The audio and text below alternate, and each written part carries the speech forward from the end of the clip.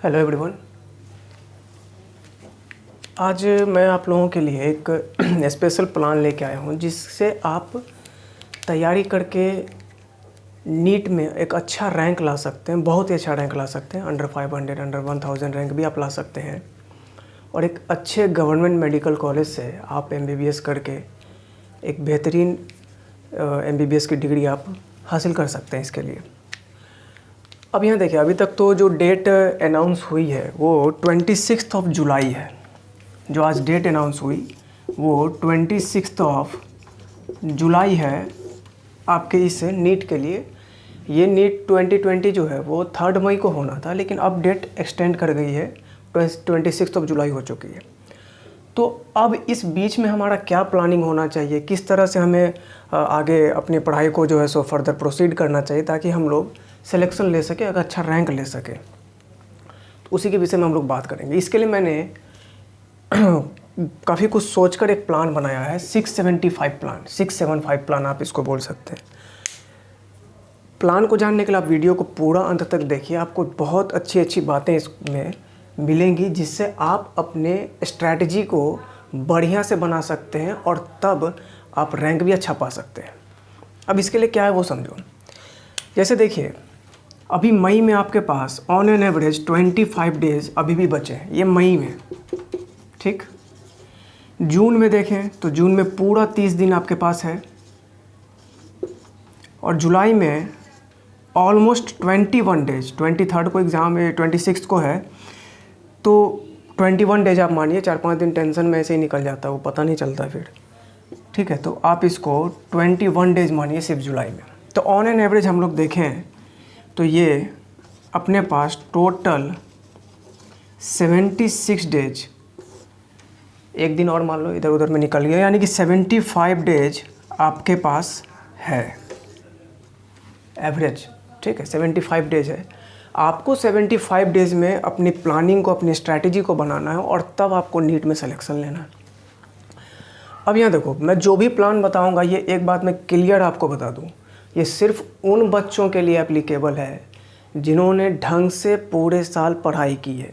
ढंग से पढ़ाई करने का मतलब ये होता है कि आपने जो भी इंस्टीट्यूट ज्वाइन किया था, आप ऑनलाइन पढ़ रहे थे, आप ऑफलाइन पढ़ रहे थे, जो भी आपका मतलब ट्यूशन लेने का तरीका था, उस इंस्टीट्यूट के लिए या जिस भी ट्यूटर से आपने पढ़ा उसके क्लास नोट्स को आपने कितना फॉलो किया है, उन्होंने जो असाइनमेंट आपको प्रोवाइड कराए थे उसको आपने कितना बनाया है, उनकी बातों को आपने कितना सुना है, कितना माना है, ये सबसे ज़्यादा इम्पॉर्टेंट है। और उन्हीं बच्चों के लिए प्लान एप्लीकेबल होगा जिन्होंने अपने ट्यूटर्स के, अपने क्लास नोट्स को फॉलो किया होगा पूरे साल, उनकी बातों को सुना होगा, उन्होंने अगर बोला है आपको कि असाइनमेंट करने के लिए और आपने किया होगा, तो ये प्लान आपके लिए बहुत अच्छा है। अदरवाइज़ अगर आपने ऐसा नहीं किया है पूरे साल, तो एक बात मैं आपको गारंटी से बता सकता हूँ, नीट ऐसा एग्जामिनेशन बिल्कुल नहीं है कि आप चुटकी बजा के उसमें पास कर जाइए और हीरो हो जाइए। पॉसिबल नहीं है, ठीक है। ये दूर दूर तक पॉसिबल नहीं है। इसलिए मैं आपको क्लियर बता दूं, अगर आपने पूरे साल ढंग से पढ़ाई की है, थोड़ी सी भी ढंग से पढ़ाई की है, तो कुछ चांसेस आपके इस बार के सिलेक्शन में बनेंगे। अदरवाइज आपने मजाक में लिया है पूरे साल पढ़ाई को, टीचर की बात को नहीं सुना, अनसुना किया है, तो ये बिल्कुल आपके लिए वैलिड नहीं होगा। तब आप तैयार हो जाइए कि आपको हो सकता है नेक्स्ट ईयर फिर से अटेम्प्ट लेना पड़े। हो सकता है, मैं क्लियर नहीं बोल रहा, हो सकता है आपको लेना पड़ जाए। तो आइए शुरू करते हैं हम लोग, क्या क्या करना चाहिए हमें इसके लिए। यहाँ देखो, on an average total biology में 40 चैप्टर्स हैं, NCERT के अकॉर्डिंग 40 हैं। अब समझिए 39 भी कुछ 39 चैप्टर्स भी हैं, लेकिन आप उसको 40 मानिए। 40 चैप्टर्स हैं। 675 प्लान क्या बोलता है, हर एक टॉपिक पे, हर एक चैप्टर को, ठीक है, हर एक चैप्टर को आप 40 के 40 टॉपिक, 40 के 40 चैप्टर्स को आप सबको इक्वल अमाउंट ऑफ टाइम, यानी कि 6 आवर मेरे हिसाब से आप उसको दें। कोई चैप्टर बहुत छोटा है जो 1 घंटे में पूरा हो जाएगा, जो 2 घंटे में पूरा हो जाएगा। कोई चैप्टर ऐसे भी हैं जिनको 6 घंटे भी कम पड़ेंगे, जैसे जेनेटिक्स हो गया, आपका इकोलॉजी है, ह्यूमन फिजियोलॉजी है, रिप्रोडक्शन वगैरह है। तो ये सब बड़े बड़े टॉपिक हैं, इनमें काफ़ी कुछ आपको सीखना भी पड़ता है, तो इनके लिए आपको 6 घंटे भी कम पड़ सकते हैं। But living world, cell, the unit of life, cell division, तो ये सब बहुत छोटे टॉपिक है, इनमें 6 घंटे बहुत होते हैं, इनमें आप कम टाइम में भी कर सकते हैं। 6 घंटा उसके लिए बहुत इनफ है। फिर भी हम लोग एक औसत रूप से 6 घंटे एक चैप्टर को अगर देते हैं तो ये टोटल 240 आवर आपको लग जाएंगे सिर्फ बायो को कंप्लीट करने में, ठीक है, 240 आवर्स। फिजिक्स में क्या करना है, तो 675 प्लान के अकॉर्डिंग फिजिक्स में एक चैप्टर को आपको 7 आवर्स देने हैं, ठीक। अगर आप 7 आवर्स देते हैं तो आपको 210 आवर्स लग जाएंगे। और केमिस्ट्री में एक चैप्टर को आपको 5 आवर से ज़्यादा बिल्कुल नहीं देना है, ये आपको 155 आवर्स लग जाएंगे। इस तरह से यही है 675 प्लान। क्यों मैंने ऐसा नाम रखा इसका, वो इसलिए क्योंकि अगर आप इस प्लान को फॉलो करते हैं, आपने पूरे साल ढंग से पढ़ाई की और आप इसको फॉलो करते हैं, तो आप लगभग इतने मार्क्स तक आउट ऑफ 720 आप लगभग 675 मार्क्स तक अचीव कर सकते हैं, ये मैं आपको बोल रहा हूँ, ठीक है। अब रही बात कि इसको फॉलो कैसे किया जाए, तो फॉलो करने का जो तरीका है वो मैं बताता हूँ। ऐसा तो है नहीं कि आप 6 आवर एक दिन में बायो, 7 घंटे फिजिक्स और 5 घंटे आप केमिस्ट्री पढ़ लेंगे तो 18 घंटे तो आपके इसी में निकल जाएंगे। फिर आप सोएंगे कब, खाएंगे कब, है कि नहीं, थोड़ा एंजॉयमेंट कब करेंगे। तो सब कुछ ज़रूरी है। अभी एग्ज़ाम का जैसे जैसे डेट नज़दीक आएगा तो प्रेशर भी बढ़ेगा। काफ़ी बच्चों ने तो पढ़ाई शुरू भी नहीं की थी क्योंकि वो लॉकडाउन के कारण काफ़ी डिस्ट्रैक्ट हो गए थे, बहुत ने उम्मीदें भी छोड़ दी थी। तो कम से कम डेट बढ़ा के गवर्नमेंट ने आपको एक बूस्ट दिया है, एक एनर्जी आपको प्रोवाइड कराई है। अब कम से कम उस एनर्जी को आप घटने नहीं दें और लेके बढ़ें उस एनर्जी को पूरा फुल एनर्जी के साथ, और उसमें जोड़ दो, जोड़ करके पूरा और एनर्जी के साथ बढ़ो और अचीव करो किसी भी हालत में, क्योंकि ये मौका तुमको दोबारा नहीं मिलेगा। क्या क्या मेरिट और डिमेरिट होने वाला है नीट 2020 में, वो मैं आपको एक एक पॉइंट बताऊंगा जो मुझे लगता है। आइए देखते हैं इसमें। अब देखो करना क्या है, तो प्लानिंग इस तरह से करनी है आपको। 4 आवर्स पर डे जो है, हर एक दिन 4 आवर्स पर डे ये आपको देना है बायो को। 4 आवर्स पर डे ये आपको देना है फिजिक्स को, और 3 आवर्स पर डे ये आपको देना है केमिस्ट्री को। क्लियर? अब समझिए कि 4 घंटे आप बायो को अगर एक दिन में देते हैं तो 240 घंटे की आपको ज़रूरत है। तो इसके लिए आपको आराम से जो आपका बायोलॉजी है वो 60 डेज़ में कंप्लीट हो रहा है कि नहीं, 60 डेज़ में कंप्लीट हो रहा है।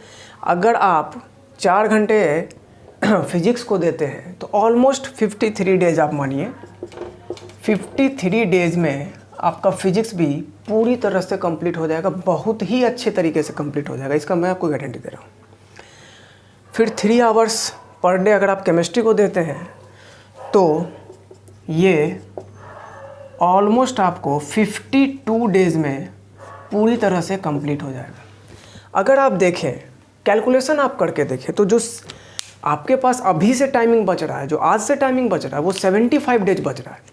तो नहीं करते भी आपके पास फिर भी अगर 60 डेज को, इसमें से मैक्सिमम को ले लें आप, 60 डेज को ले लो, तो फिर भी आप 15 दिन सेफ हैं। उन 15 डेज में भी आपको क्या करना है वो भी मैं आपको बताऊँगा क्या करना है। अब यहाँ समझिए कि 4 आवर्स पर डे बायो के लिए आपको क्या मटेरियल फॉलो करना है, केमिस्ट्री के लिए क्या फॉलो करना है और फिजिक्स के लिए क्या फॉलो करना है वो समझो। यहाँ देखो, फिजिक्स हो चाहे बायोलॉजी हो चाहे केमिस्ट्री हो, कोई सा भी सब्जेक्ट है, उसके लिए जो सबसे बेसिक और सबसे फंडामेंटल काम आपको करना है वो ये करना है कि आप क्लास नोट्स, चाहे आप जिस भी इंस्टीट्यूट में पढ़ें, आप जहाँ पर भी जिन सर का भी नोट्स आपने फॉलो किया है पूरे साल, ईमानदारी से तो फॉलो अगर किए होंगे तो बहुत फ़ायदा होगा ये प्लान। क्लास नोट्स को आप हर हालत में सबसे पहले देखिए। वो इसीलिए क्योंकि क्लास नोट्स में होता क्या है कि जब आपको पढ़ाया जा रहा था तो उस वक्त बहुत सारी चीज़ें बताई जा रही थी, क्लास में आप लिख रहे थे, टीचर को सुन रहे थे, एक अलग इंटरेक्शन उस वक्त काम कर रहा था। तो बहुत सारी बातें हैं जो उस क्लास नोट्स की क्लास से जुड़ी हुई हैं, उस टाइम पीरियड से जुड़ी हुई है। जब आप उसको पलटेंगे तो बहुत सारी बातें आपको रिकॉल होंगी, जिससे बहुत कुछ याद हो जाता है और बहुत कुछ उस वक्त ध्यान में आने लगेगा कि जो चीज़ आपसे मिस भी कर रही थी वो भी कुछ कुछ आपको दिमाग में अचानक एकदम सडनली रिपीट हो जाएगा आपके लिए। तीनों सब्जेक्ट के लिए हर हालत में सबसे पहला प्रायोरिटी आपका क्लास नोट्स होना चाहिए, उसको छोड़ के कुछ नहीं। एकदम क्लास नोट्स को हर हालत में देखना है और अच्छे से देखना है, ईमानदारी से देखना है। उसके बाद एनसीईआरटी जो है वो बायो के लिए, इसको आप क्लियर अगर बोला जाए तो आप पी लीजिए इसको, ठीक है। इसको एकदम पी लेना है। तो पी लेना है मतलब क्या हुआ, मतलब एक एक लाइन को ढंग से पढ़ो, एक एक डायग्राम को ढंग से देखो। बहुत बार बायोलॉजी में ऐसे क्वेश्चंस भी उठे हैं जो एनसीईआरटी के डायग्राम से उठे हैं, डायग्राम में भी इम्पॉर्टेंट पॉइंट को उठा करके पूछा गया है। बहुत बच्चे डायग्राम को उतना सीरियसली नहीं देखते हैं, जिसके कारण बहुत बार क्वेश्चन छूट जाता है। क्लियर है। तो इसके लिए आपको ये हर हालत में करना है कि एनसीईआरटी बायोलॉजी को एकदम पी लेना है, पूरा एकदम चाट जाइए जैसे हो, ठीक है। केमिस्ट्री के लिए क्या करना है, केमिस्ट्री में भी आप एनसीईआरटी को ही फॉलो करिए, ये बेस्ट मटेरियल है आपके लिए। अपना क्लास नोट्स तो पढ़िए ही पढ़िए, बाकी एनसीईआरटी बुक को ज़रूर देखिए। बायोलॉजी तो आपको लाइन बाय लाइन पढ़नी है, एनसीईआरटी केमिस्ट्री में आप न्यूमेरिकल करिए, इसका न्यूमेरिकल्स जो है उसको फॉलो करिए एनसीईआरटी केमिस्ट्री में, ठीक। और कुछ कुछ थ्योरी को भी एक बार ओवरऑल पढ़ लीजिए। इससे क्या होगा कि कुछ बातें होती हैं जो क्लास नोट्स में नहीं होती है और बुक में एनसीईआरटी में मेंशन की हुई होती है, जिनको हो सकता है बहुत सारे टीचर्स ऐसे भी होते हैं जो क्लास में बोल देते हैं कि ये पॉइंट है, कॉपी में नहीं लिखवा पाते हैं या नहीं लिखाते हैं, ज़्यादा इंपॉर्टेंट नहीं समझ के छोड़ देते हैं। हो सकता है अगर वो क्वेश्चन रिपीट हो जाए, वो पॉइंट क्वेश्चन बन के आ जाए, तो उसके लिए मैं आपको बोल रहा हूँ कि आप उसको कम से कम एक बार एनसीईआरटी बुक को ज़रूर थ्रू आउट पढ़ लीजिए। नोट्स पढ़ने के बाद इन सब को पढ़ने के लिए मैं इसलिए बोलता हूँ क्योंकि आप एक बार नोट्स पढ़े रहिएगा तो चैप्टर का कंसेप्ट आपको क्लियर रहेगा, और जब आप बुक पढ़ने उतरेंगे तो काफ़ी कम समय में आप बुक को अच्छी तरह से कर लेंगे, इसलिए मैं आपको बोल रहा हूँ। अब ये तो बायोलॉजी के लिए और केमिस्ट्री के लिए, और इसमें न्यूमेरिकल प्रैक्टिस के लिए और क्या करना है।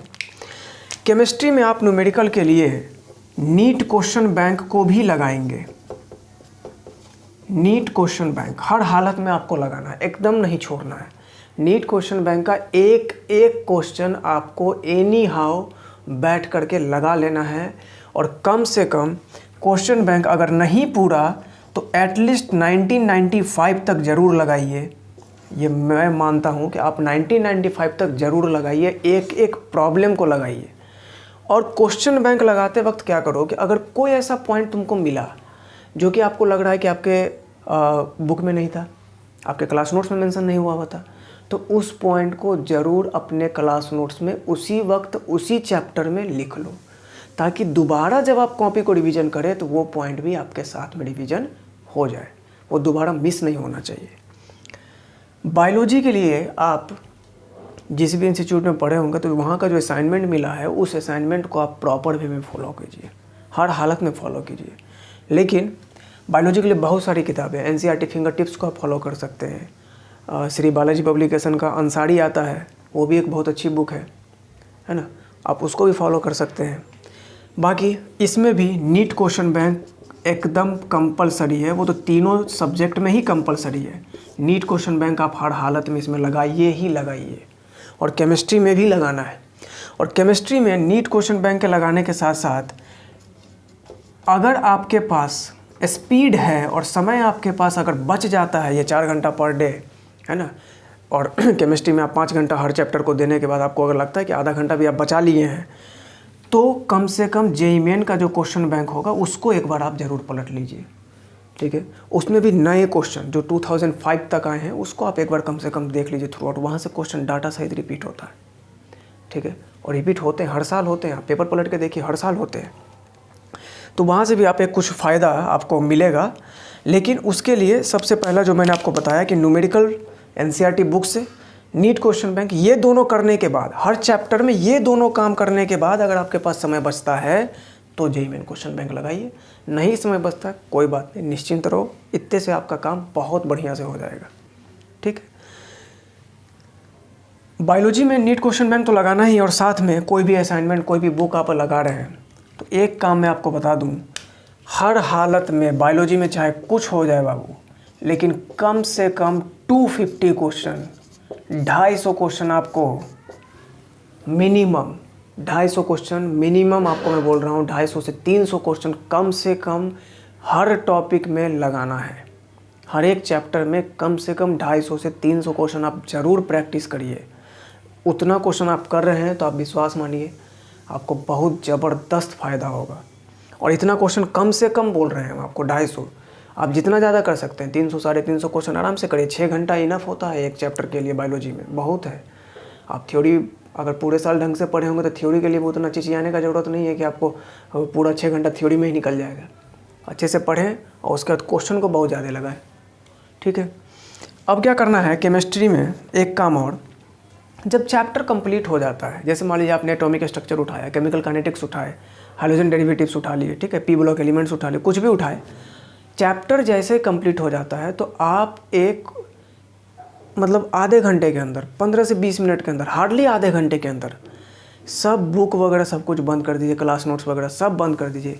दिमाग में एक बात रखो कि आधे घंटे में आपको पूरे चैप्टर का फॉर्मूला, पूरा कंसेप्ट फटाफट फटाफट अपने एक दो चार पन्ने के मतलब शॉर्ट नोट्स के तौर पे 2-4 पन्ने में नोट कर लेना है। उससे क्या होगा कि आप जब सब कुछ बंद करके लिखिएगा तो आपका ब्रेन उस वक्त बहुत फास्ट वे में काम करेगा, और उससे क्या होगा, जब सारा फार्मूला आप लिख लेंगे तो एक कॉन्फिडेंस अंदर से बूस्ट होता है कि नहीं, हमने अभी पढ़ा और अभी हम सारा फार्मूला को लिख सकते हैं, हमने लिखा है, तो एक अंदर से बड़ा कॉन्फिडेंस बूस्ट होगा आपके लिए, वो बहुत बढ़िया है आपके लिए। तो ये काम आप ज़रूर करेंगे। अब आते हैं जो सिलेक्शन भी कराता है, रिजेक्शन भी कराता है और रैंक भी दिलवाता है, वो है फिजिक्स। फिजिक्स में हम लोग और भी बात करेंगे।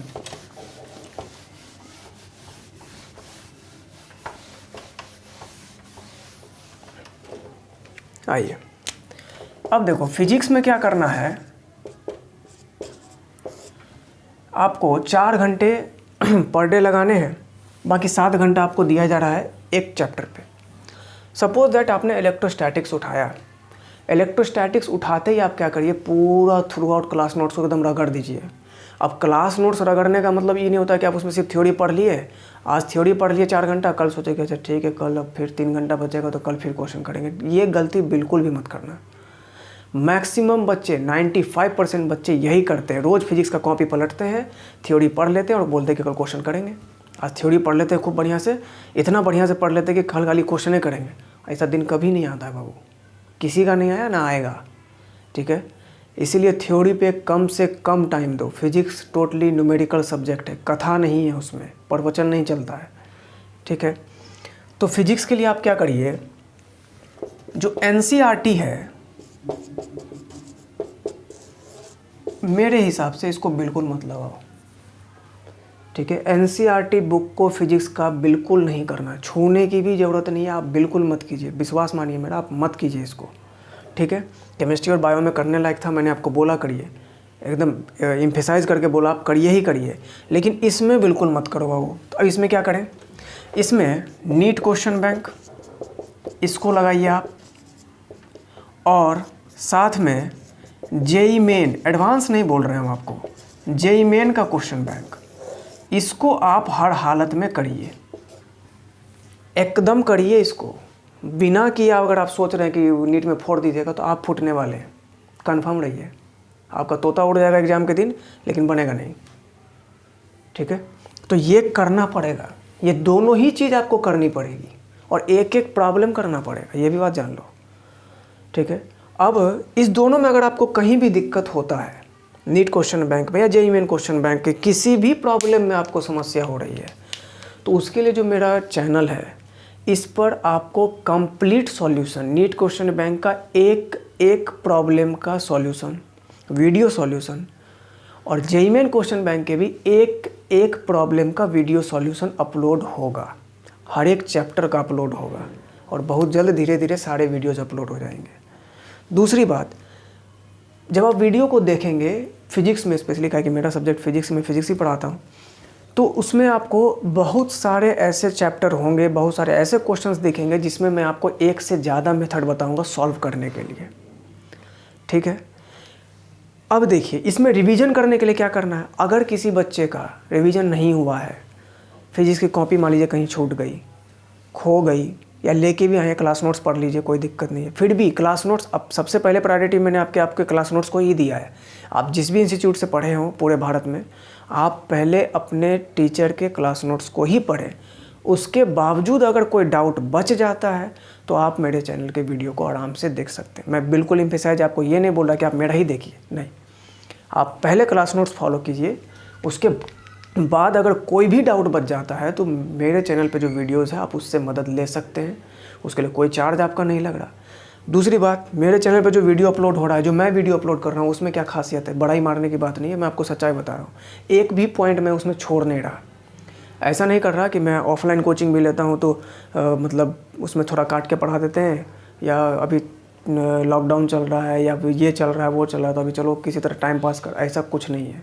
जो भी मैंने उस पर पढ़ाया बहुत ऑनेस्टली पढ़ाया है और पढ़ाते रहेंगे, ठीक है। और उस पर कंप्लीट सोर्स दे रहे हैं, ऐसा नहीं कि कुछ काट लिए, ये कर लिए, वो कर लिए। जो भी मटेरियल है वो कंप्लीट मटेरियल 12th के बच्चे भी पढ़ सकते हैं, जो 2021 में बोर्ड देंगे ना, वो भी पढ़ सकते हैं और अच्छा नोट्स बना सकते हैं और बढ़िया रैंक और बढ़िया एग्जाम में 12th बोर्ड में भी नंबर ला सकते हैं। तो एक कंप्लीट नोट्स है आपके पास, आप आराम से उसको पढ़ सकते हैं, ठीक है।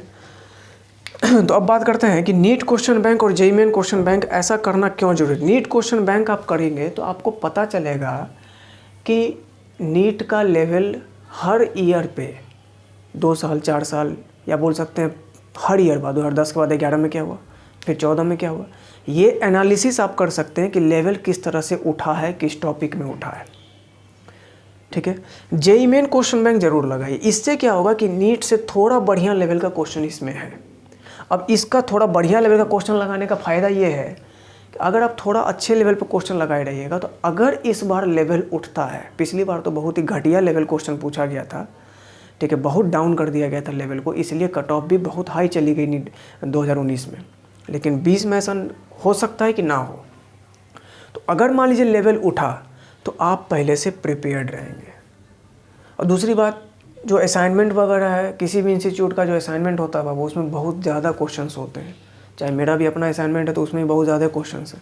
अब 600 700 क्वेश्चन आप फिजिक्स में लगाने बैठिएगा तो वो तेल निकल जाएगा, फिर तो टाइम ही निकल जाएगा आपका। तो इतने कम टाइम पीरियड में 75 दिन में 70 दिन में आप क्या कर सकते हैं, तो यही सब कर सकते हैं। NEET question bank, JEE Main question bank कर लीजिए। और ये इनफ सोर्स है, ये इनफ सोर्स है, आपको ये भी मैं बता दूँ, ये इनफ सोर्स है। हार छाड़ के सभी इंस्टीट्यूट के बच्चे और सारे बच्चे, टॉपर हो चाहे फ्लॉपर हो, सब घूम फिर के क्वेश्चन बैंक पे आके रुकता है लास्ट में, ठीक है ना। तो आप क्वेश्चन बैंक को एकदम मतलब सो तब क्वेश्चन बैंक लेके सो, उठो तो भी क्वेश्चन बैंक लेके उठो, ठीक है।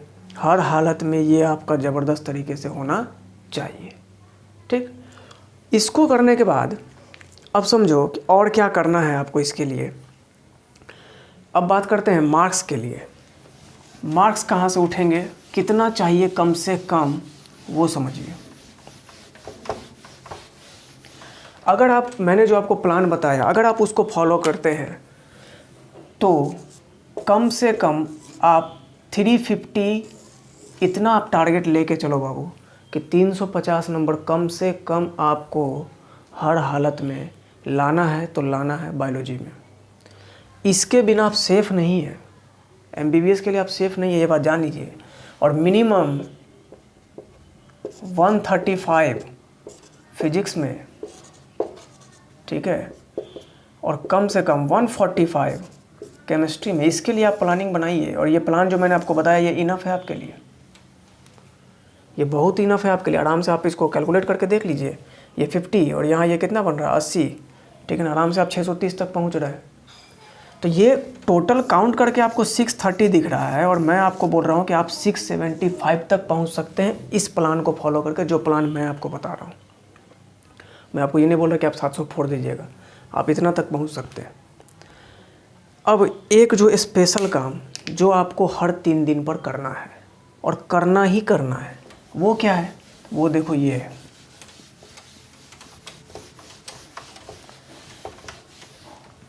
हर 3 दिन पर 1 टेस्ट पेपर, ठीक है, एक टेस्ट पेपर ऑन 3 डेज, हर 3 दिन के बाद एक टेस्ट पेपर आपको लगाना है। ईमानदारी से बैठ के आराम से 3 घंटे स्टॉप वॉच फिक्स करिए, टाइम देख लो, नहीं है स्टॉप वॉच है घड़ी में टाइम देख लो, जैसे देखना है देख लो। और टेस्ट लगाते वक्त एक बढ़िया इन्वायरमेंट ज़रूर चूज करो। ये नहीं कि बाहर कोई चिल्लम चिल्ली कर रहा है। अभी मैक्सिमम बच्चे तो घर में ही है ना, सबके सब कहाँ रहेंगे। कुछ बच्चे होंगे कहीं कहीं हॉस्टल में फंसे हुए होंगे, तो उनके लिए तो चलो अपना रूम है हॉस्टल में, लेकिन घर में कि थोड़ा किसी कोई टीवी चल रहा है, कोई बच्चा चिल्ला रहा है, कभी कोई किसी ने आवाज़ लगा दी, कभी कुछ हो गया। तो एक प्रॉपर इन्वायरमेंट चूज करिए कि जहाँ पर आपको चीं चाँ का आवाज़ नहीं मिले, ठीक है ना। तो कम से कम 3 दिन पर आप एक टेस्ट पेपर चूज कर लीजिए। किसी भी इंस्टीट्यूट का कुछ भी उठा लो भाई, कोई दिक्कत नहीं है। कोई भी इतना घटिया टेस्ट पेपर सेट नहीं करता कि आपका नुकसान हो जाए। लेकिन फिर भी अगर आप चाहते हैं तो मैं रिकमेंड करूँगा सर्वोत्तम कोटा, एलन या आकाश, 3 काफ़ी है। इस 3 में से आप किसी का भी टेस्ट पेपर उठा लीजिए। ये तीनों इसलिए मैं बोल रहा हूँ कि ये तीनों क्वेश्चन फ्रेमिंग करते हैं बाबू, ठीक है। जहाँ तक मतलब मेरा जो अपना 6 साल का एक्सपीरियंस रहा, ये तीनों मिलके क्वेश्चन फ्रेमिंग करते हैं और काफ़ी नए नए क्वेश्चन आपको इनके टेस्ट पेपर्स में मिलेंगे। बाकी किसी लोकल इंस्टीट्यूट का आप उठाते हैं जो किसी एक शहर के लेवल पर है, एक राज्य के लेवल पर है, तो उसमें क्या होता है कि इन्हीं तीनों इंस्टीट्यूट के क्वेश्चन को उठा करके छाप दिया जाता है। वो अपना फोकस नहीं करते हैं। क्लियर है। तो एक टेस्ट पेपर आप हर 3 दिन पर लगाएंगे और ज़रूर लगाएंगे। क्लियर। मतलब जब तक आपका एग्ज़ाम आएगा तब तक कम से कम आपको 20 टेस्ट पेपर्स लगा लेने हैं। अब मैं आपको ये नहीं बोल रहा कि आप टॉपिक वाइज लगाओ, मेजर टेस्ट लगाओ, माइनर टेस्ट लगाओ, जो मर्जी होता लगाओ, कोई दिक्कत नहीं होता भाई।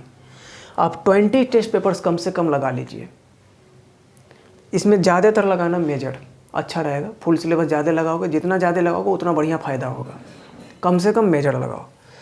अब क्या करना, 20 टेस्ट पेपर का क्यों बोल रहे हैं हम आपको। अब देखो, हर टेस्ट पेपर में कम से कम 90 क्वेश्चंस बायो के रहते हैं, ठीक। अब 90 क्वेश्चंस बायो के हैं। ज़रा सोचिए कि अगर आप 20 टेस्ट पेपर्स आपने लगाया तो 1800 क्वेश्चंस आप जो है वो बायोलॉजी के आप लगा सकते हैं। 1800 क्वेश्चंस आप बायोलॉजी के आसानी से लगा सकते हैं, है कि नहीं। तो 1800 क्वेश्चन जब आप लगा लेंगे, अब मुझे एक बात बताओ, आपको क्या लगता है नीट में जो 90 क्वेश्चंस आएंगे बायोलॉजी में, क्या आपका इतना भी आपको नहीं लगता कि 1800 क्वेश्चन में कम से कम 60 क्वेश्चन तो होगा बाबू जो सेम टकरा जाएगा। बताओ, 1800 में कम से कम 60 क्वेश्चन तो होंगे जो सेम टकरा जाएंगे, सेम टू सेम मिल जाएंगे। अगर आपने उन क्वेश्चंस को देखा है, आप प्रैक्टिस करके जा रहे हैं, तो ये 60 क्वेश्चन करने में आपको नीट के एग्ज़ाम के दिन कितना समय लगेगा बताइए।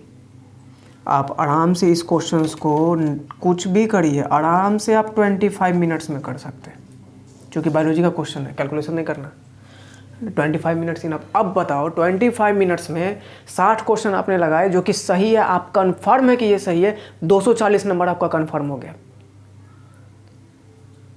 25 मिनट में आप 240 नंबर कंफर्म करके बैठ चुके हैं। 250 नंबर आप कंफर्म करके बैठ चुके हैं कि ये तो आएगा ही आएगा, इसको कोई नहीं काट सकता है।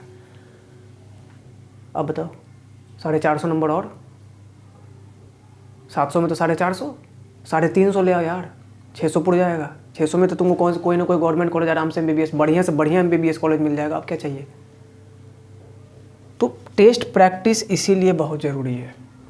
इससे क्या होता है, अच्छे लेवल का टेस्ट पेपर आप लगाइएगा तो बहुत सारे क्वेश्चन नहीं डाटा सही तो सिमिलर मिल जाएंगे, जिससे क्या होगा, आपको कैलकुलेशन में बहुत कम समय लगेगा, आप तुरंत उसको सॉल्व कर सकते हैं। एक क्वेश्चन पे नीट में कितना समय ही मिलता है यार, कम से कम 40 से 45 सेकंड मिलता है। 55 नहीं, 40 से 45 सेकंड बताओ, क्योंकि आपको तो उसको बबल भी करना है। अटेंडेंस वाला आएगा वो 10-5 मिनट खा जाएगा दिमाग आपका, है कि नहीं। फिर OMR सीट बढ़ेगी, क्वेश्चन बढ़ता है, ये होगा वो होगा, तो आपको ऑन एन एवरेज 40 से 45 सेकेंड ही मिलते हैं एक क्वेश्चन पे। और उस 40 से 45 सेकेंड में आप सोचिए कि फिजिक्स के पेपर में आपको क्वेश्चन को पढ़ना भी है, समझना भी है, सॉल्व भी करना और फिर बबल्स भी करना है। अब फिजिक्स में तो कैलकुलेशन भी होता है, कैसे करोगे फिर। उसी के लिए आपको हम बोल रहे हैं नीट क्वेश्चन बैंक और JEE मेन क्वेश्चन बैंक लगा के जाओ। उस 45 क्वेश्चन में से हम तुमको गारंटी दे रहे हैं 20 क्वेश्चन सेम दिखेगा। डाटा सेम की बात नहीं कर रहा मैं, सेम दिखेगा। सेम मतलब वही कॉन्सेप्ट रहेगा, वही डाटा, खाली 2 का 5 और 6 का 4, यही सब रहेगा अंतर, और कुछ नहीं। हालत वही है। अगर आप करके गए रहेंगे ना तो उस 20 क्वेश्चन को करने में बहुत कम समय लगेगा आपको। आराम से आप उस 20 क्वेश्चन को 15 मिनट में कर सकते हैं। और उससे फ़ायदा कितना होगा सो आपको समझ में आ ही रहा होगा। 20 क्वेश्चन अगर फिजिक्स में सही हो जाए, 80 नंबर, आपकी रैंक कहाँ से कहाँ पहुँच जाएगी। नीट एक ऐसा एग्जामिनेशन है बाबू जिसमें एक क्वेश्चन गलत होने पर ना आप आदमी के डॉक्टर की जगह घोड़ा का डॉक्टर बन सकते हैं, या हो सकता है आप दांत उखाड़ने वाला डॉक्टर बन जाए। फिर मैं किसी भी डॉक्टर की इंसल्ट नहीं कर रहा, मैं आपको ये बता रहा हूँ कि आप MBBS से सीधा BDS और BDS से वेटनरी हो सकता है आप लेबोरेटरी पहुँच जाए, पैथ लैब। बहुत रिस्की है, और इंडिया में सभी के पास इतना पैसा नहीं है, कि सभी के गार्जियन के पास इतना पैसा नहीं है कि वो आपको प्राइवेट मेडिकल कॉलेज से MBBS करवा दे करोड़ों रुपये खर्च करके। सरकार आपको फ्री में मेडिकल कराती है इंडिया में, फ्री ऑफ कॉस्ट। बस आप में दम होना चाहिए। ये बात आपको एकदम गांठ बांध लेनी है कि आपको करना पड़ेगा तो करना पड़ेगा। कमिटमेंट अगर आप कर लेते हैं ना तो फिर कुछ नहीं है। एक बार दिमाग में फिक्स कर लिया करना है तो बस करना। अब उसके इफ़ बट नहीं होता उसमें। बहुत सारे आपने किसी भी इंस्टीट्यूट से आप तैयारी किए होंगे तो आपके खुद के बैच में भी बहुत सारे ऐसे बच्चे आपने देखे होंगे जो 6ठा अटेम्प्ट ले रहे हैं, कोई 5वां अटेम्प्ट ले रहा है, कोई 7वां अटेम्प्ट ले रहा है। क्यों कर रहे हो भाई ऐसा, बताओ आप। वो बच्चे अक्सर अपने जूनियर्स को, फ्रेशर्स को डिप्रेस करते हैं। क्यों? क्योंकि वो जानते हैं उनका तो कुछ उखड़ा नहीं, दूसरा उखाड़ लेगा तो बड़ा दिक्कत है। फिर उनसे जूनियर अगर उखाड़ के चला गया MBBS तो फिर तो भारी समस्या हो जाएगी ना उनके लिए, तो इंसल्ट हो जाएगी सोसाइटी में। ये उनके लिए बड़ी समस्या है, इसलिए वो दूसरे को भी डिप्रेस करते हैं। तुम क्या जानते हो, अरे फिजिक्स इतना आसान नहीं होता है। चोचलागिरी है बाबू। अक्सर नीट वाले दिमाग में ये लेके बैठे, हमको तो मैथ आता नहीं तो हमको फिजिक्स कहाँ से आएगा। अरे ऐसा कुछ नहीं होता है भाई। मैथ फिजिक्स ऐसा क्या चोचला बना के रखा, हवा बना रखा है सबने। हमको ये बताइए, जितना फिजिक्स में मैथ का ज़रूरत है वो आपके फिजिक्स के फैकल्टी आपको स्टार्टिंग में ही बता देते हैं। आपके नीट वाले बैच में हो सकता है कभी कभी जेई वाले बच्चे भी बैठते हैं। तो जब जेई वालों को भी उतना ही फिजिक्स में उतना ही मैथ का ज़रूरत है, आपको भी उतना ही ज़रूरत है, दोनों को सेम पढ़ाएगा तो फिर काहे का मैथ का रोना भाई। रोना नहीं है, ये माइंडसेट है।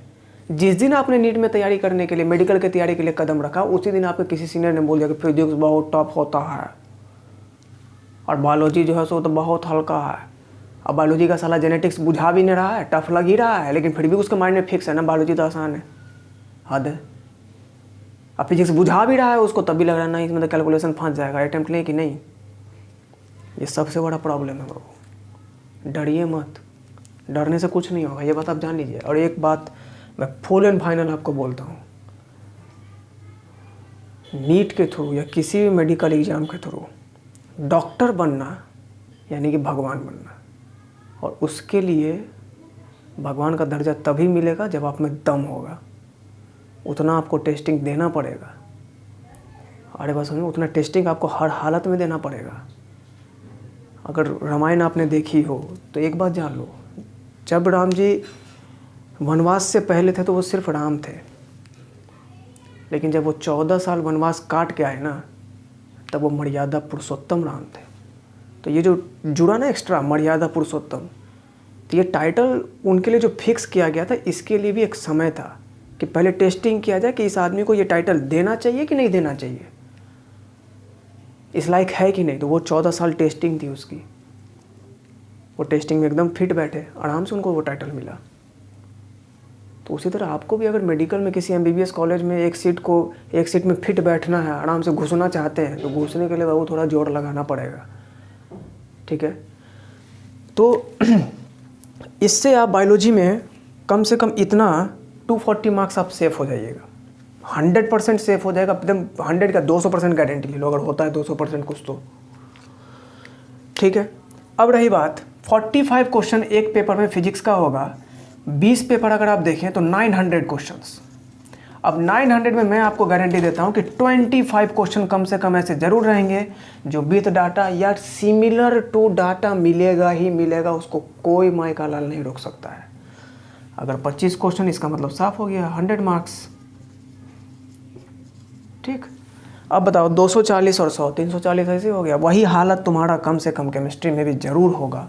440 यानी कि 450 नंबर आपको कहीं नहीं गया है। सिर्फ 450 मार्क्स आप अगर इस टेस्ट पेपर को ईमानदारी से कर लेते हैं, एकदम ऑनेस्टली कर लेते हैं, सारे टेस्ट पेपर को अगर आप ऑनेस्टली फॉलो करते हैं तो 450 मार्क्स कहीं नहीं गया है, ये आएगा ही आएगा। अब कितना का सफ़र बचा हुआ वो बताओ। MBBS के लिए तो हार्डली 150 नंबर और चाहिए, तो 150 नंबर के लिए 75 दिन तो जोड़ लगा लो। पूरे साल तो नौटंकी हुआ ही होगा बहुत सारे स्टूडेंट्स का, है कि नहीं। अब बात करते हैं डिमेरिट्स और मेरिट्स पे कि क्या फ़र्क पड़ेगा नीट 2020 में, डेट एक्सटेंड होने से क्या फ़र्क पड़ेगा, ठीक है, ये जो पैंडेमिक फैला हुआ है इससे क्या असर पड़ेगा वो समझ लो। असर ये होगा, काफ़ी बच्चे शांत बैठे हुए थे, बहुत ने उम्मीदें छोड़ दी थी कि अब क्या, हम तो बीच में फंस गए, किताबें लेके नहीं आए थे, इतना दिन का लॉकडाउन हो गया, ये हो गया, वो हो गया, हमारा तो सिलेबस पूरा नहीं हुआ था, हमारा तो कोर्स पूरा नहीं हुआ था। एक बात मैं बता दूं बच्चों, जितना सिलेबस आपको पढ़ाया गया ना, आप खुद ईमानदारी से अपने मन पे हाथ रख के सोचिए कि आपने उतना किया है। अंतरात्मा आपको आवाज़ दे देगी कि जितना पढ़ाया गया उतना तुमने नहीं किया है। तुम अगर उतना कर लोगे ना, और अगर आप एक जितने भी 6 महीने 7 महीने या साल भर आपने जिस भी टीचर से, जिस भी इंस्टीट्यूट में पढ़ाई की है, अगर उनकी बात को अगर आप 7 महीने 6 महीने साल भर माने होते तो आज के डेट में आपको टेंशन होगा ही नहीं, घबराने की ज़रूरत है ही नहीं, क्योंकि हमने किया है वो काम, हम हर दिन बात मानते आए। उस वक्त आपको बिल्कुल टेंशन लेने की ज़रूरत नहीं, आप श्योर शॉट रहिए, आराम से आपका सिलेक्शन होगा। रैंक इम्प्रूव करनी ज़रूरत है। अब एक काम और करो, ये पर्सनल एडवाइस है मेरी और मस्ट फॉलो ज़रूर कीजिए। फ़ोन से थोड़ा दूर रहिए। फ़ोन इन द सेंस ये, मेरा मतलब ये है कि आप ऐसा, मैं आपको नहीं बोल रहा कि आप एंड्रॉयड फ़ोन है तो फेंक दो, आग लगा दो, नेट यूज मत करो, फेसबुक यूज मत करो, इंस्टा यूज, ऐसा कुछ नहीं बोल रहे। तुमको जो करना करो, एक काम मत करो, निगेटिव, ये जो निगेटिव पीपल हैं इनसे बात मत करो, एकदम मत करो। निगेटिव पीपल से बात तो बिल्कुल भी मत करो। कौन है ये पीपल आखिर, आपको हम बताते हैं। जैसे मान लीजिए सपोज दैट आप दिल्ली में, कोटा में, बेंगलोर, चेन्नई, कहीं भी, पटना वगैरह कहीं भी आप तैयारी कर रहे थे, तो बहुत सारे आपके वहाँ पर दोस्त होंगे, बहुत सारे तो 1 2 3 4 तो होंगे ही होंगे।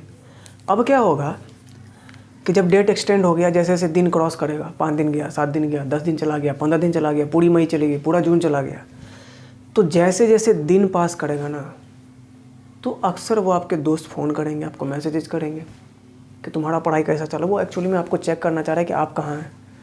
तो आप तो निश्चित रूप से बोलेगा कि मेरा ठीक नहीं चल रहा उतना, क्योंकि कोई भी बच्चा अपने पढ़ाई से उतना सेटिस्फाइड होता नहीं है कभी जनरली।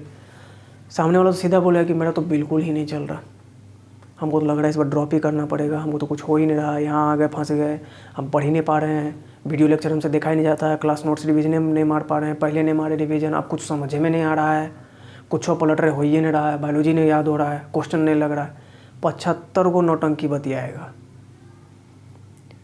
समझे कि नहीं। ऐसा नहीं कि वो झूठ बोल रहा है सच, हकीकत मुचट्टा से नहीं हो रहा है, ठीक है, लेकिन वो आपको निगेटिविटी दे रहा है, आपके कॉन्फिडेंस को, आपके एनर्जी को एकदम से बर्बाद कर देगा वो। आपके अब 10 ठोका सुनिएगा कि उससे तो कुछ हो ही नहीं रहा, कुछ हो ही नहीं रहा, कुछ माइंड में सेट हो गया, हमसे क्या होगा। इसलिए वैसे आदमी से बिल्कुल बात मत करो, क्योंकि ये 75 दिन तुम्हारे पास ऐसा है, इस बार कंपटीशन के लिए फील्ड खुल गया है, पूरा खाली हो गया है फील्ड। बहुत बच्चे घर पे आके नौटंकी करेंगे बाबू, नहीं पढ़ पाएंगे। जो इफ़िशियंसी उनकी हॉस्टल में थी, अपने रूम में पढ़ते थे, वो इफ़िशियंसी नहीं है, क्योंकि हर बच्चे को ना पढ़ने के लिए एक प्रॉपर इन्वायरमेंट की ज़रूरत होती है। सबका एक फिक्स हो जाता है, कोई कोटा में तैयारी कर रहा था, कोई दिल्ली में तैयारी कर रहा था, जिस रूम में पढ़ रहा था वहाँ पर माइंडसेट हो गया था कि ये मेरा रूम है, यहाँ हमको पढ़ना है। अचानक से लोकेशन चेंज हो गई, 10-5 दिन उसको ढलने में लगेगा, 15-20 दिन नाटक करने में निकल जाएगा उसको। अभी बहुत लाड़ प्यार मिलेगा घर से, उसी में बिगड़ जाएगा, तो कहानी ख़त्म हो जाएगी उन बच्चों की। तो समझ गए कि नहीं। तो इस टाइम में जिनको सिलेक्शन लेना है उनके लिए ये गोल्डन चांस है, एकदम पीक पॉइंट है। आप पूरे रफ्तार में इतना आगे चले जाइए कि वो सोचता रह जाए। उसी निगेटिव पीपल से मैं बोल रहा हूँ कि आप उनसे बात मत कीजिए, बात करो भी तो काम बढ़। अगर नौटंकी बतियाता है कि हमसे बायोलॉजी का क्वेश्चन ही नहीं लग रहा भाई, हमको तो फिजिक्स समझ में नहीं, फ़ोने काट दो। जहाँ कानून बतियाता है फ़ोने काट दो सीधे, ठीक है, एकदम क्लियर लैंग्वेज में मैं आपको बोल रहा हूँ। जहाँ कानून बतियाए तुरंत फ़ोन काट दो, नहीं तो साफ चेतावनी दे दो कि बात करना है तो काम पर बात करो। सिर्फ हाल समाचार पूछो, कानून मत बतियाओ कि तुमको कोची हो रहा है कोची नहीं हो रहा है, वो सब छोड़िए। क्योंकि आपको सिलेक्शन लेना है, आपको अगर उसके साथ रिपीट करना तो बतियाओ, तुम भी चलो हो जाओ, तुम भी गीत गाओ उसके साथ, रो छाती पीटो तुम भी। अगर उससे सिलेक्शन हो जाता है तो पूरा जितना बच्चा सब मिलकर छाती पीटो, सबका हो जाएगा, उतना सीट है। तो छाती पीटा पीटी वाला से दूर रहिए, वही सब निगेटिव पीपल है जो आपको बर्बाद करते हैं। और जिनका अटैम्प्ट बहुत ज़्यादा हो गया, 6वां 7वां अटैम्प्ट है, उन सब तो दूर रहिए। वो जो जितने भी अंकल और आंटी सब बचे हैं ना, वो सब डिमोटिवेट ही करेंगे। आप खुद सोचिए ना, 6 बार 7 बार अटैम्प्ट ले लिया है और उसके बाद भी अगर किसी बच्चा का 200 नंबर 250 नंबर बायोलॉजी में आता है, डूब के मरने वाला बात है कि नहीं है। तुम कौन सी पढ़ा रहे 6 साल बायोलॉजी, तुमको 200 नंबर 250 नंबर बायोलॉजी में आता है, जहाँ साला 360 नंबर का बायोलॉजी में 300 नंबर नहीं आएगा। बायोलॉजी में एक बात कान खोल के सुन लीजिए बाबू, क्वेश्चन आउट रहता है। हम क्लियर बोल रहे हैं, क्वेश्चन आउट रहता है। अब आप बोलेगा कि क्वेश्चन आउट कैसे, ये तो मजाक हो गया। हकीकत में क्वेश्चन आउट है यार। 2 किताब है NCERT बायोलॉजी, उसी से तो क्वेश्चन पूछता है। तो आउट नहीं है तो क्या बताओ, फिक्स कर दिया कि नहीं कर दिया कि इसी में से पूछेंगे। फिजिक्स में फिक्स है, कोई मटेरियल फिक्स है कि ये पढ़ लो ये चाट लो इसी में से आएगा ना। केमिस्ट्री में किसी में फिक्स नहीं, लेकिन बायोलॉजी फिक्स है कि आएगा तो इसी में से आएगा। उसको करिए, NCERT चाट लो एकदम, ठीक है। और फ़ोन में ऐसा नहीं है कि आप नेट मत बढ़ाइए, इंस्टा मत यूज कीजिए, फेसबुक यूज मत कीजिए, फलना कीजिए, जो यूज करना कर। लेकिन 4 घंटा बायोलॉजी को, 4 घंटा फिजिक्स को और 3 घंटा कम से कम केमिस्ट्री को। इतना देने के बाद आपको जो करना है करिए। कम से कम बाबू 5 से 6 घंटे, हार्डली 5 आवर्स मेरे हिसाब से। ऐसे बहुत सारे साइंटिस्ट और बहुत सारी थ्योरी मानती है कि एक आदमी को कम से कम 6 घंटे सोना चाहिए, लेकिन मेरा मानना है नीट के स्टूडेंट को 5 घंटे से ज़्यादा सोना पाप है उसके लिए, ठीक है। पाप है नहीं, पाप का बाप है वो। आप हार्डली 5 घंटा सोइए, बाकी 2-4 घंटा और रेस्ट मारो। इधर उधर जो आपका डेली रूटीन है, खाया पिया इधर उधर, ठीक है, उसको करिए। उसके बाद भी अगर इतना करने के बाद भी आपके पास टाइम बचता है तो उसको पढ़ाई में ही झोंको और रिवीजन मारो। जो आज पढ़ लिया उसको फिर रिवीजन मारो, क्वेश्चन लगा लो एक्स्ट्रा। टाइम बचता है एक और टेस्ट पेपर एक्स्ट्रा लगा लो। लेकिन नौटंकी मत बतियाओ कि ये नहीं होगा हमसे तो वो नहीं होगा, हमको समझ में नहीं आ रहा है। बहुत सारे रास्ते खुले हैं और फील्ड इस बार बहुत खाली है। ये गोल्डन अपॉर्चुनिटी होगा आपके लिए। आप इस बार चौका नहीं छक्का मार सकते हैं एकदम, और आराम से सिलेक्शन लेके चुपके से निकल लो बाबू, क्योंकि हर बार ऐसा मौका नहीं मिलता है। बहुत सारे बच्चों की पढ़ाई डिस्टर्ब हुई है, बहुत सारे निगेटिविटी में जाएंगे, बहुत सारे बच्चों का कॉन्फिडेंस लॉस करेगा। आपका दायित्व बनता है, आपकी रिस्पॉन्सिबिलिटी बनती है कि आप इस मौके का फ़ायदा उठाइए। एक योद्धा का ये काम होता है। जहाँ भी आपको मौका मिल रहा है, एक वॉरियर हैं आप भी, तो आपको इसका फ़ायदा उठाना चाहिए और जम के फ़ायदा उठाइए। और जम के फ़ायदा क्या उठाना, करो काम, और क्या करना है, काम करो, क्वेश्चन लगाओ। और बिना क्वेश्चन लगाए कोई रास्ता थोड़ा है, सिर्फ क्वेश्चन लगाओ। बायोलॉजी में जो मैंने आपको बताया 250 से 300 क्वेश्चन मिनिमम एक चैप्टर पे, मिनिमम। क्वेश्चन बैंक तो लगाना ही है। क्लास नोट्स हर एक सब्जेक्ट का सबसे पहला दायित्व है आपका, सबसे पहली रिस्पॉन्सिबिलिटी है क्लास नोट्स पढ़ना। केमिस्ट्री में NCERT और नीट क्वेश्चन बैंक को हर हालत में लगाइए। समय बचता है तो JEE मेन क्वेश्चन बैंक भी लगा लो। फिजिक्स में JEE मेन और NEET question bank anyhow लगाना है, और NCERT नहीं लगाना है, नहीं लगाना है फिजिक्स में। और हर 3 दिन पर कम से कम एक टेस्ट पेपर जरूर आजमाइए, ठीक है। और उसके लिए एकदम प्रॉपर इन्वायरमेंट चूज करिए कि जहाँ पर आपको चींचा का आवाज़ नहीं सुनाई दे। प्रॉपर इन्वायरमेंट, 3 घंटा कोशिश करना कि 2.5 घंटे में पेपर ख़त्म कर लो। उससे तुमको हर दिन क्या होगा, जब 15-20 पेपर लगा लोगे तो तुम्हारे पास पावर आ जाएगा कि ये 15 से 20 मिनट आप एग्ज़ाम में सेव करने का पावर आ जाएगा, जो तुमको उस दिन ज़बरदस्त फ़ायदा देगा और तुमको ऐसा रफ्तार देगा कि तुम उस पूरे भीड़ में एकदम पूरा रेस में आगे जाओगे, ठीक है। तो यही मेरा 675 प्लान था। जो भी मुझे अपनी तरह से फील हुआ मैंने आपके समक्ष रखा। अपनी सारी बातें मैंने आपके समक्ष रखी हैं।